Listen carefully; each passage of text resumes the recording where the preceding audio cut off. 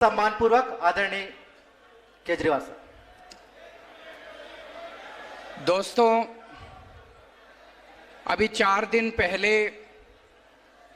जम्मू कश्मीर के अनंतनाग में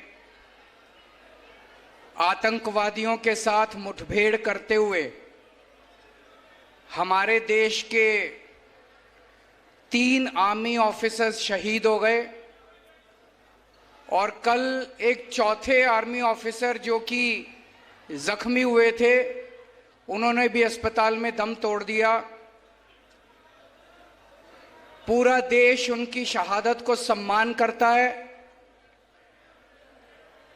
उनकी आत्मा को शांति मिले, भगवान उन्हें अपने चरणों में स्थान दे, इसके लिए मेरी आपसे गुजारिश है कि 2 मिनट खड़े होकर उनकी आत्मा की शांति के लिए हम सब लोग मौन रखेंगे।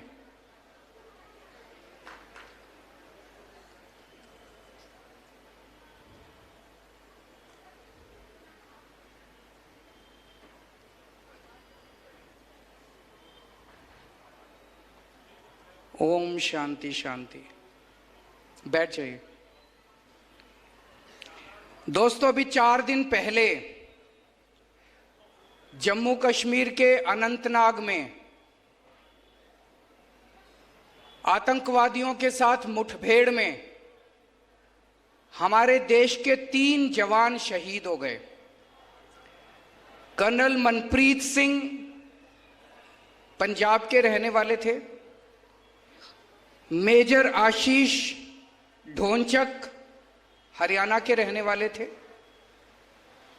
हुमायूं भट्ट जम्मू कश्मीर पुलिस में डीएसपी थे, 2 महीने की बेटी को पीछे छोड़ के गए हैं, और एक चौथे ऑफिसर जो कल शहीद हो गए। पूरा देश उनको सम्मान करता है, पूरा देश उनकी शहादत के ऊपर बहुत दुखी है। लेकिन दोस्तों, ज्यादा बड़ा दुख इस बात का है कि जिस वक्त उनकी शहादत की खबर आ रही थी, जिस वक्त वो आतंकवादियों के साथ मुठभेड़ कर रहे थे, मुठभेड़ करते हुए जिस वक्त वो शहीद हुए और शहादत की खबर पूरे देश में फैली, उस वक्त दिल्ली में भारतीय जनता पार्टी के हेडक्वार्टर के अंदर जश्न मनाया जा रहा था। हम ये मान सकते हैं कि जब बीजेपी वालों ने जश्न मनाना शुरू किया होगा तब तक खबर नहीं मिली होगी, लेकिन जिस वक्त वो जश्न मना रहे थे तब तक पूरे देश में खबर फैल चुकी थी। देश के प्रधानमंत्री, देश के रक्षा मंत्री, देश के गृह मंत्री, तीनों वहां पे बीजेपी हेडक्वार्टर में मौजूद थे और जश्न मना रहे थे। टीवी पे चल रहा था कि वहां पे हमारे 3 आर्मी ऑफिसर्स शहीद हो गए। क्या जश्न को रोका नहीं जाना चाहिए था? जश्न को बीच में रोकना नहीं चाहिए था? क्या जश्न मनाना सही था? पूरे देश को बड़ा दुख हुआ। मैं देख रहा हूं आज 1 लाख से ज्यादा लोग यहां मौजूद हैं। दूर तक, जहां तक नजर जा रही है, लोग मौजूद हैं। बारिश बार बार आ रही है, लेकिन लोग भी डटे हुए हैं। अभी तक लोगों के सर दिखाई दे रहे थे, अब कुर्सियां दिखाई दे रही है। सबने अपने सर पे कुर्सियां रख ली। आपको मैं नमन करता हूं, आपका शुक्रिया अदा करता हूं दिल से कि आप लोग यहां डटे हुए हैं। और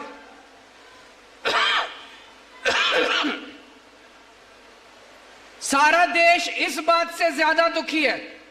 हमारा पहला दुख है कि हमारे 4 आर्मी ऑफिसर्स शहीद हो गए।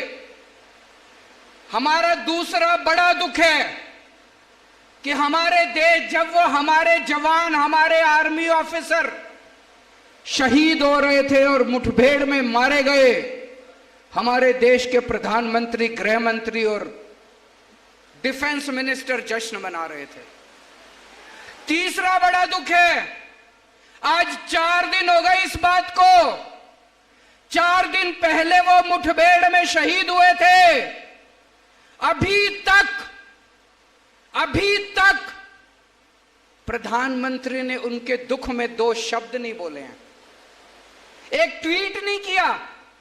हर चीज पे ट्वीट करने वाले प्रधानमंत्री, हर चीज पे ट्वीट करने वाले गृह मंत्री। हमारे देश के 3 जवान शहीद हो गए आतंकवादियों से मुठभेड़ करते करते। क्या मजबूरी है? आपके मुंह से जबान क्यों नहीं निकल रही है? आपको क्या दुख नहीं होता? इनको देश से कोई लेना देना नहीं है। अभी थोड़े दिन पहले सारी देश की 28 विपक्षी पार्टियों ने मिलकर एक गठबंधन बनाया। सुना आप लोगों ने?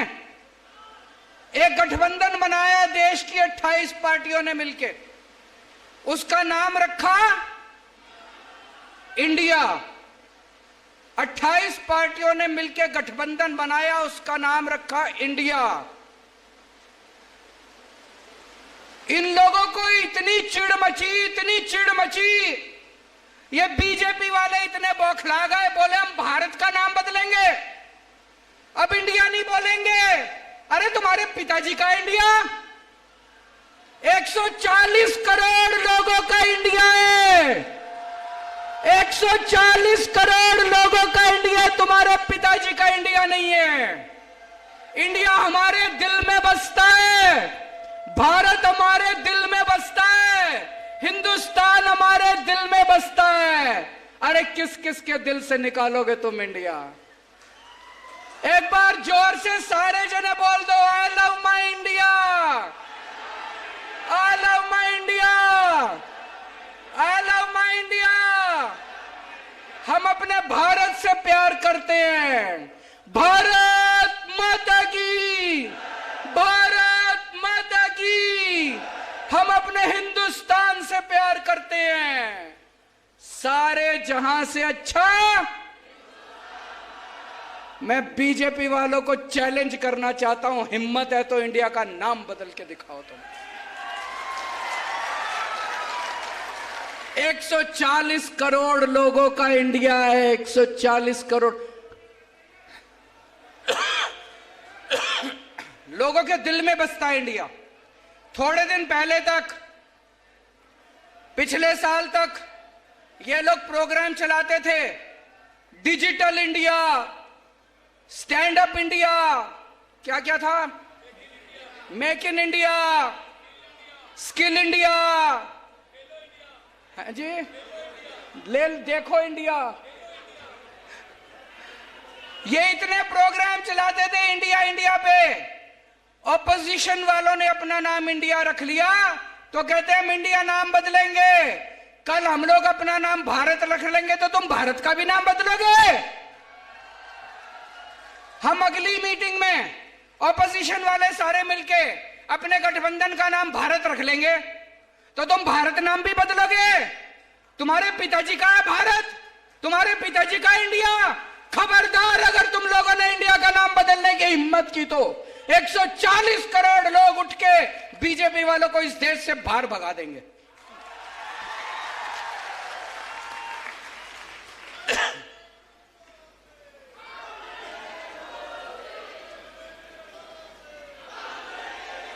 दोस्तों, पहले दिल्ली के लोग बहुत दुखी थे। एक बार ये पार्टी, एक बार वो पार्टी, एक बार ये पार्टी, दोनों ने सेटिंग कर रखी थी, 5 साल तुम, 5 साल हम, 5 साल तुम, 5 साल हम। पंजाब के लोग बहुत दुखी थे, वहां भी एक बार ये पार्टी, एक बार वो पार्टी, एक बार ये पार्टी, एक बार वो पार्टी। दिल्ली के लोगों ने तय कर लिया अब दोनों पार्टियों का बेड़ा गर्क करो। दोनों पार्टियों को हटा के दिल्ली के लोगों ने एक नई पार्टी को मौका दिया, आम आदमी पार्टी को। हमने इतना अच्छा काम करा, इतना अच्छा काम करा, लोगों के स्कूल बनवाए, अस्पताल बनवाए, बच्चों के रोजगार का इंतजाम करा, बच्चों की शिक्षा का इंतजाम करा, बिजली फ्री कर दी। 3 बार लोगों ने जम के बहुमत दिया हमको, 3 बार, तीसरी बार सरकार बन गई हम लोगों के पंजे। फिर पंजाब में लोगों ने इतना भारी बहुमत दिया, पंजाब के लोगों को पता चला अरे दिल्ली के लोग तो बड़े खुशहाल हैं, दिल्ली के लोग तो बड़े सुखी हैं, हम भी देंगे इनको मौका। पंजाब के लोगों ने मौका दिया। अभी मैं 3 दिन पंजाब का दौरा करके आ रहा हूं। पंजाब के लोग भी बहुत खुश हैं, वहां भी स्कूल बनने लग गए, अस्पताल बनने लग गए, लोगों का इलाज मुफ्त होने लग गया, पंजाब में बिजली मुफ्त हो गई। छत्तीसगढ़ वालों, आप भी एक मौका आम आदमी पार्टी को देके देखो। इन दोनों पार्टियों को भूल जाओगे, मैं कह रहा हूं। एक मौका दे दो, अगले 50 साल तक आप इन दोनों पार्टियों को वोट नहीं दोगे, मेरा चैलेंज है। मैं आज आपको 10 गारंटी देके जा रहा हूं।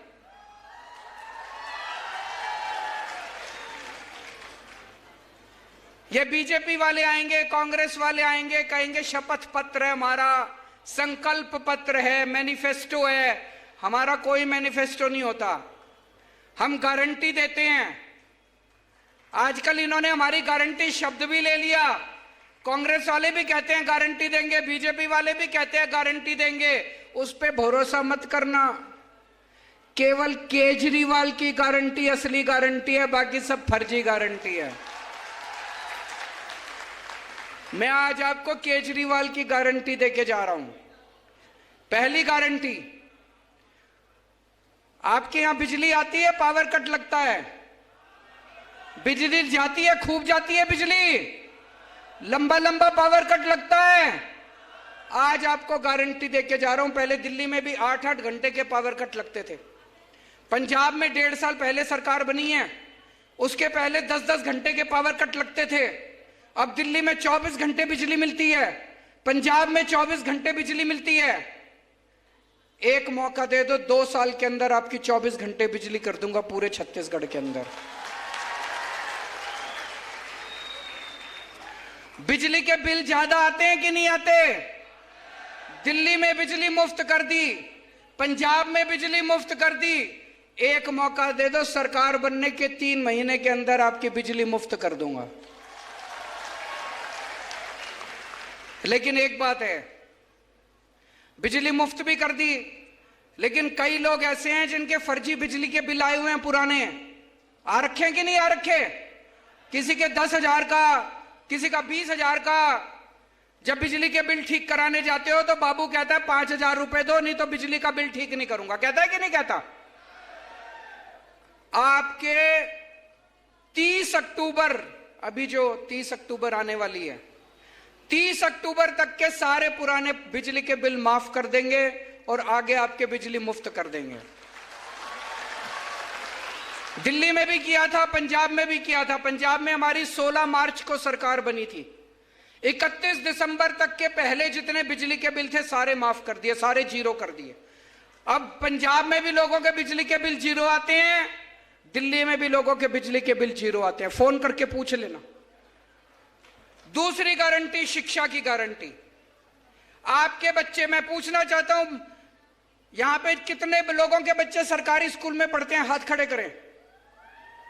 सरकारी स्कूल से खुश हो? खराब है सरकारी स्कूल? आपके बच्चे मेरे बच्चे, आपके बच्चों को मैं अपना बच्चा मान के, जैसी शिक्षा मैंने अपने बच्चों को दी है ऐसे शानदार सरकारी स्कूल बना दूंगा। दिल्ली में सारे सरकारी स्कूल बदल दिए, पंजाब में सिलसिला शुरू हो गया। पहला सरकारी स्कूल अभी शानदार बनाया है, दिल्ली पंजाब के भी सारे स्कूल ठीक कर रहे हैं। छत्तीसगढ़ के सारे सरकारी स्कूल इतने शानदार बना देंगे, लोग अपने बच्चों को प्राइवेट से निकाल निकाल के सरकारी स्कूल में भर्ती कराएंगे। आपके बच्चों की जिम्मेदारी लेके जा रहा हूं। कोई पार्टी नहीं कहेगी 75 साल हो गए भारत को आजाद हुए, मेरे को बता देना किसी पार्टी ने आके आपको कहा हो कि आपके बच्चों को अच्छी शिक्षा दे दूंगा। कोई पार्टी नहीं कहेगी। कोई पार्टी नहीं चाहती कि लोग पढ़ें। पार्टियां चाहती हैं लोग अनपढ़ रहेंगे तो हमारा वोट बैंक बन के रहेंगे, समझ नहीं रहेगी। मैं चाहता हूं आपके बच्चे तरक्की करें। मैं चाहता हूं आपके बच्चों को इंजीनियर बनाऊं, डॉक्टर बनाऊं, वकील बनाऊं, आपके बच्चों को बड़ा आदमी बनाऊं। आपके बच्चे डॉक्टर बनेंगे, इंजीनियर बनेंगे, तभी तो गरीबी दूर होगी। होगी कि नहीं होगी? आपके बच्चों की जिम्मेदारी लेके जा रहा हूं, आपके बच्चों को अच्छी शिक्षा दूंगा। और जितने कच्चे टीचर हैं, सारे कच्चे टीचरों को पक्का करेंगे। अभी अभी भगवंत मान साहब ने 12,500 कच्चे टीचरों को पक्का किया है पंजाब के अंदर पिछले हफ्ते। आपको स्वास्थ्य की गारंटी देके जा रहा हूं। आज अगर घर में कोई बीमार हो जाए, भाई साहब सब कुछ लूट जाता है। बड़ी बीमारी हो, हार्ट अटैक हो जाए, कुछ बड़ी बीमारी हो जाए, जमीन बेचनी पड़ जाती है, गहने बेचने पड़ जाते हैं। और बड़ी बीमारी तो छोड़ो, अभी हमारे छत्तीसगढ़ के अध्यक्ष बता रहे थे कि कैसे अगर छोटी बीमारी भी हो, प्रसव भी हो, तभी खाट के ऊपर लेके उसको दूर तक अस्पताल लेके जाना पड़ता है। अस्पताल आसपास गांव के अंदर कहीं नहीं है कि नहीं है? दोस्तों, आपके परिवार के अंदर अगर कोई भी बीमार होगा, चाहे कितनी छोटी बीमारी हो, चाहे कितनी बड़ी बीमारी हो, उसकी जिम्मेदारी मेरी। सबका इलाज मुफ्त कराऊंगा, सारी दवाइयां मुफ्त, सारे टेस्ट मुफ्त, सारा ऑपरेशन मुफ्त। और ये कहने से नहीं होगा, ये केवल मैंने कह दिया, ऐसे नहीं होगा। उसके लिए हमें खूब सारे मोहल्ला क्लिनिक खोलने पड़ेंगे। दिल्ली में 550 मोहल्ला क्लिनिक चल रहे हैं, पंजाब में 650 मोहल्ला क्लिनिक शुरू हो गए। छत्तीसगढ़ के गांव गांव के अंदर मोहल्ला क्लिनिक खोलेंगे। आपके अपने बीमार आदमी को आपको खाट पे दूर लेके जाना नहीं पड़ेगा। आपके गांव में एक मोहल्ला क्लिनिक, गांव क्लिनिक खोलेंगे, गांव क्लिनिक। उसमें आपकी सारी दवाइयां फ्री होगी, सारे टेस्ट फ्री, सारा इलाज फ्री। और अगर बड़ी बीमारी हो जाए, आपके जितने सरकारी अस्पताल हैं, सारे सरकारी अस्पताल शानदार बनाएंगे, प्राइवेट से अच्छे बनाएंगे। उसमें सारा इलाज मुफ्त होगा, चाहे जितनी बड़ी बीमारी हो। 30 लाख 40 लाख रुपए का भी ऑपरेशन है, वो भी आपका फ्री में होएगा, चाहे अमीर आदमी हो, चाहे गरीब आदमी। पैसा कहां से आएगा इतना? ये जितनी पार्टियां कहती हैं सरकार तो घाटे में चल रही है, सरकार तो घाटे में चल रही है। जब मैंने दिल्ली में मुख्यमंत्री का पद संभाला, तब भी ये सारी पार्टियां कहती थी सरकार घाटे में चल रही है, सरकार का। अब दिल्ली सरकार फायदे में चल रही है। मैंने सबकी बिजली मुफ्त कर दी, शानदार स्कूल बना दिए, सबके बच्चों को फ्री में शिक्षा दे रहा हूं, सबका इलाज मुफ्त कर दिया। फिर भी मेरी सरकार फायदे में चल रही है, घाटे में नहीं चल रही। 1.5 साल पहले भगवंत मान साहब ने पंजाब का कार्यभार संभाला। उसके पहले सारी सरकार कहती थी 3 लाख करोड़ का कर्जा हो गया पंजाब पे, पंजाब सरकार घाटे में चल रही है, पैसा नहीं है करने के लिए। ये पैसा भी ले आया, पता नहीं कहां से लाया, और सबकी बिजली भी मुफ्त कर दी। 650 मोहल्ला क्लिनिक भी खोल दिए। अभी किसानों की फसल बर्बाद हुई थी, उनको खूब मुआवजा भी दिया। सारे काम कर रहा है। इसके पास तो पैसे की कमी नहीं है। क्यों? ईमानदार आदमी है। ईमानदार सरकार चुनो, पैसे की कोई कमी नहीं है। इन लोगों ने जो लूटा इतने साल से, इन्हीं से पैसा निकलवाएंगे। इतनी रेड मारी है भगवंत मान ने पंजाब में, पुराने नेताओं पे, पुराने मंत्रियों पे नोट गिनने की मशीनें निकली हैं उनके घरों से। इतने नोट निकले हैं। उन सारे नोटों से उनसे पैसा ले लेके, पैसा वापस ले लेके जनता का इलाज मुफ्त कर दिया, जनता की शिक्षा मुफ्त कर दी। भ्रष्टाचार खत्म करेंगे। एक एक पैसा छत्तीसगढ़ का जो ये लूट के ले गए हैं, इनसे सारा पैसा वापस लेंगे और एक एक पैसा छत्तीसगढ़ के लोगों के विकास के ऊपर खर्च होगा। दूसरी बात, आप जब पटवारी के पास काम कराने जाते हो, दफ्तर में काम, पैसे मांगते हैं कि नहीं मांगते? ये रिश्वतखोरी बंद करेंगे। दिल्ली में हमने एक फोन नंबर दिया है 1076, दिल्ली से ही लगता है, यहां से नहीं लगेगा। उस नंबर पे फोन करो, आप बोलो मेरे को राशन कार्ड बनवाना है, वहां से आवाज आएगी हम आपके घर कितने बजे आए राशन कार्ड बनाने। आपको राशन कार्ड बनाने के लिए कहीं जाने की जरूरत नहीं है। आपके घर आती है सरकारी अफसर, आपके घर आता है काम करने के लिए। छत्तीसगढ़ में होना चाहिए नहीं होना चाहिए? रिश्वतखोरी बंद करेंगे, भ्रष्टाचार बंद करेंगे।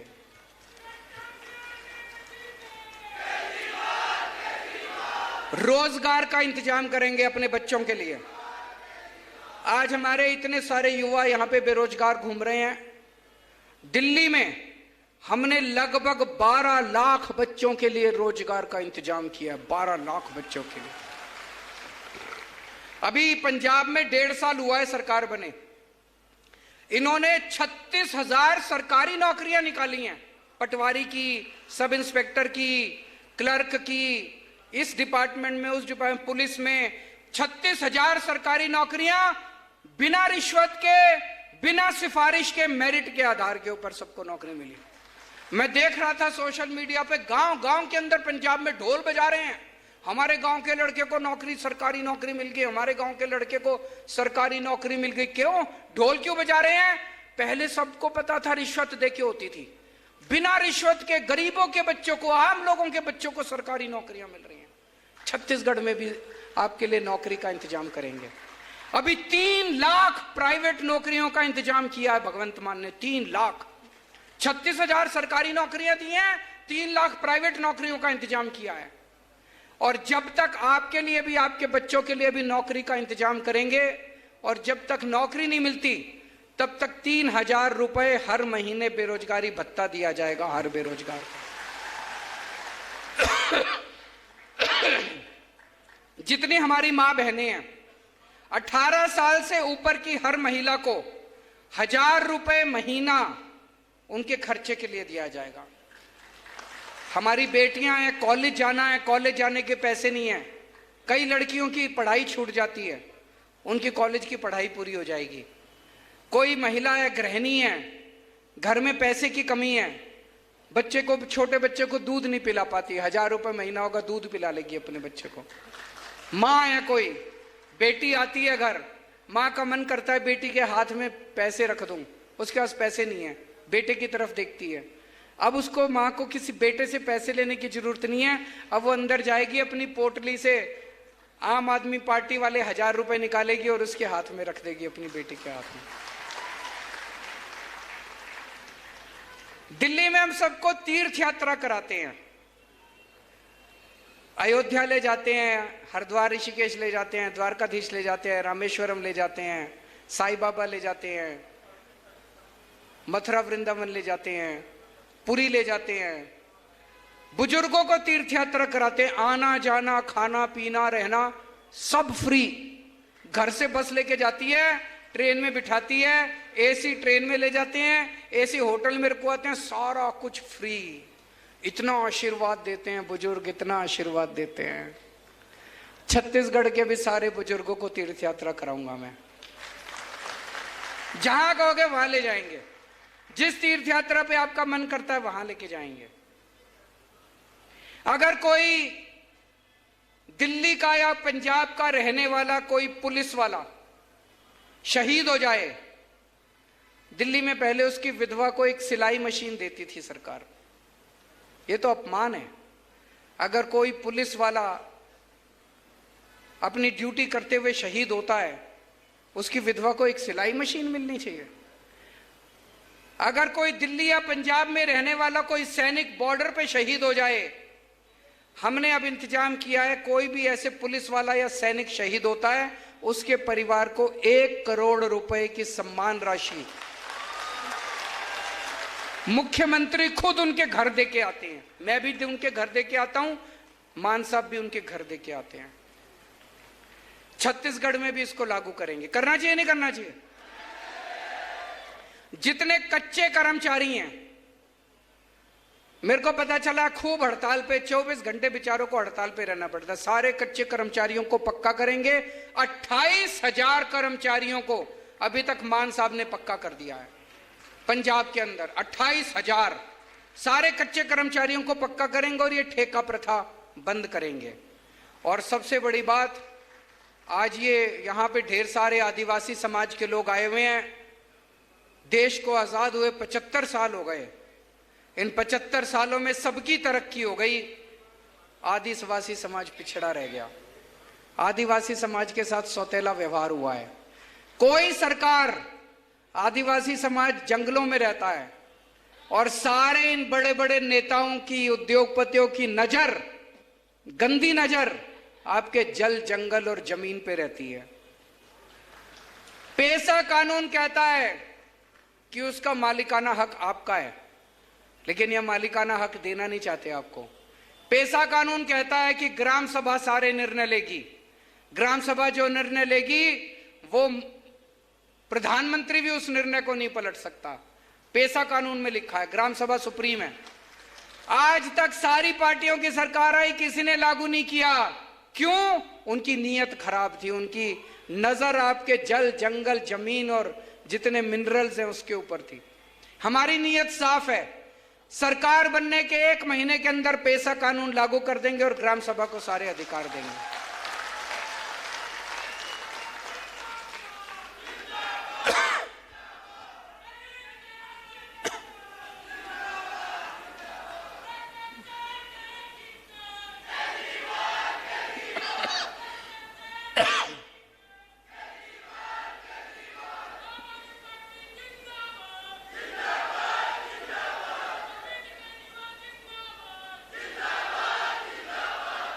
जवान फिल्म के बारे में सुना है? किस किस ने देख ली? बाकी जने भी देख लेना, बहुत अच्छी पिक्चर है। शाहरुख खान का उसमें एक डायलॉग है, देखा सोशल मीडिया पे चल रहा है डायलॉग शाहरुख खान का। शाहरुख खान कहते हैं वोट डालने जाओ तो ये लोग वोट मांगने आएंगे, धर्म के नाम पे वोट मांगेंगे, जाति के नाम पे वोट मांगेंगे। धर्म के नाम पे वोट मत देना, जाति के नाम पे वोट मत देना। जब वोट मांगने आए तो उनसे पूछना हमारे बच्चों की शिक्षा के लिए क्या करोगे। जब वोट मांगने आए तो उनसे पूछना मेरे घर में कोई बीमार हो जाएगा, उसके इलाज के लिए क्या करोगे। ऐसा बोलते हैं कि नहीं बोलते शाहरुख खान? सुना है डायलॉग? आज पूरे देश में एक ही पार्टी है जो आपके बच्चों की शिक्षा के लिए और आपके इलाज के लिए काम करती है। कोई पार्टी काम नहीं करती। 75 साल हो गए। इन 75 सालों में अगर इन पार्टियों ने काम कर लिया होता तो हम लोगों को आम आदमी पार्टी बनाने की जरूरत नहीं पड़ती। हम नेता बनने नहीं आए, हमें नेतागिरी करनी नहीं आती, हमें राजनीति करनी नहीं आती। मैं इनकम टैक्स में कमिश्नर था। भगवंत मान साहब बहुत बड़े आर्टिस्ट थे, टीवी पे आया करते थे। हम खुश थे अपनी जिंदगी में। अगर इन पार्टी वालों ने, इन नेताओं ने 75 साल में कुछ कर लिया होता तो शाहरुख खान को जवान बनाने की जरूरत नहीं पड़ती, हमको आम आदमी पार्टी बनाने की जरूरत नहीं। केवल आम आदमी पार्टी, खुल के मैं बोल रहा हूं और मैं चैलेंज करता हूं कोई और पार्टी का नेता बोल दे कि मेरे को वोट दो, मैं आपके बच्चों के लिए अच्छी शिक्षा का इंतजाम करूंगा, मैं आपके बच्चों के लिए स्कूल बनाऊंगा, आपके बच्चों के लिए रोजगार का इंतजाम करूंगा। हमें वोट दो, हम आपके लिए अस्पताल बनाएंगे, मोहल्ला क्लिनिक बनाएंगे, आपके घर के लोगों का अगर बीमार होंगे तो उनके इलाज का इंतजाम करेंगे। कोई पार्टी नहीं बोलती है, केवल आम आदमी पार्टी बोलती नहीं है, करके दिखाया है हम लोगों ने। अच्छा एक चीज बताओ, नेता किस टाइम काबू में आता है? चुनाव के टाइम में, है ना? केवल चुनाव के टाइम में काबू में आता है नेता। बाकी 5 साल शक्ल नहीं दिखाते। 5 साल चुनाव के टाइम में आते हैं, आपके सामने आपके पैर भी पड़ते हैं, फोटो भी खिंचाते हैं आपके साथ, आपकी जी हजूरी भी करते हैं, झूठे झूठे वादे करके जाते हैं। अब इनको बड़ी तकलीफ हो रही है। रोज चुनाव होते हैं, कभी विधानसभा चुनाव, कभी लोकसभा चुनाव, कभी पंचायत के चुनाव, कभी निगम के चुनाव, कभी काउंसिल के चुनाव। इनको बड़ी तकलीफ हो रही है, ये रोज रोज जनता में जाना पड़ता है। इनके ऐशो आराम, इन्होंने खूब अय्याशी कर रखी है, इनके ऐशो आराम में फर्क पड़ रहा है। तो अब ये कि जुमला लेके आए हैं, 1 नेशन 1 इलेक्शन। कह रहे 5 साल में एक ही बार करा लेंगे सारे चुनाव, फिर 5 साल ऐश करेंगे, 4.5 साल पूरी दुनिया में घूमेंगे, पेरिस जाएंगे, अमेरिका जाएंगे, कनाडा जाएंगे, न्यूयॉर्क जाएंगे, टोक्यो जाएंगे, खूब घूम घाम के 4.5 साल बाद आएंगे, फिर आपके सामने हाथ जोड़ के खड़े हो जाएंगे। कह रहे 1 नेशन 1 इलेक्शन कभी मत होने देना। मैं तो कहता हूं हर महीने चुनाव होने चाहिए ताकि ये आपके बीच में आते रहे नेता। होना चाहिए कि नहीं होना चाहिए? ये इनकी नीयत खराब है, इनके दिल में खोट है, काला है इनके दिल में, जो कह रहे हैं 1 नेशन 1 इलेक्शन। अरे 1 नेशन 1 इलेक्शन नहीं होना चाहिए, one nation one education, one nation one education. अमीर के बच्चों को जैसी शिक्षा मिलती है, मेरे गरीब के बच्चों को भी वैसी शिक्षा मिलनी चाहिए। एक जैसी शिक्षा चारों होनी चाहिए कि नहीं होनी चाहिए? जिस स्कूल में अमीरों के बच्चे पढ़ते हैं, जैसी शिक्षा अमीरों के बच्चों को मिलती है, ऐसे ही सरकारी स्कूल होने चाहिए। ऐसी शानदार शिक्षा मेरे किसानों को और मजदूरों को, आदिवासियों को, दलितों को वैसी शिक्षा मिलनी चाहिए। मिलनी चाहिए कि नहीं मिलनी चाहिए? हमें वन नेशन वन इलेक्शन नहीं चाहिए, हमें वन नेशन वन एजुकेशन चाहिए। मेरे साथ जोर से बोलो, one nation one education, one nation one education. हमें वन नेशन वन स्वास्थ्य चाहिए। जैसा इलाज अमीरों को मिलता है, वैसा इलाज गरीबों को भी मिलना चाहिए। मेरे घर में कोई बीमार हो, मैं दर दर की ठोकरें खाता हूं, पैसे नहीं है मेरे पास, जेवर बेचना पड़ता है, जमीन बेचनी पड़ती है। क्यों? भारत में पैदा हुआ हूं, भारत सरकार की जिम्मेदारी है कि अगर मेरे घर में कोई बीमार हो तो मेरे को अच्छा इलाज मिलना चाहिए। भारत सरकार की जिम्मेदारी है, राज्य सरकार की जिम्मेदारी है। अगर वो जिम्मेदारी पूरी नहीं करते, इस्तीफा दे दें वो लोग। वन नेशन वन स्वास्थ्य चाहिए, एक जैसा स्वास्थ्य होना चाहिए। जैसे इनको फोर्टिस में, मैक्स में, अपोलो में बड़े बड़े अमीरों को जैसा इलाज मिलता है, मेरे सरकारी अस्पतालों में गरीबों को भी वैसा ही इलाज मिलना चाहिए। आज आप इतनी भारी संख्या में आए, इतना प्यार दिया, इतनी मोहब्बत दी। एक मौका देके देखो आम आदमी पार्टी को, आप सारी पार्टियों को भूल जाएंगे। भारत माता की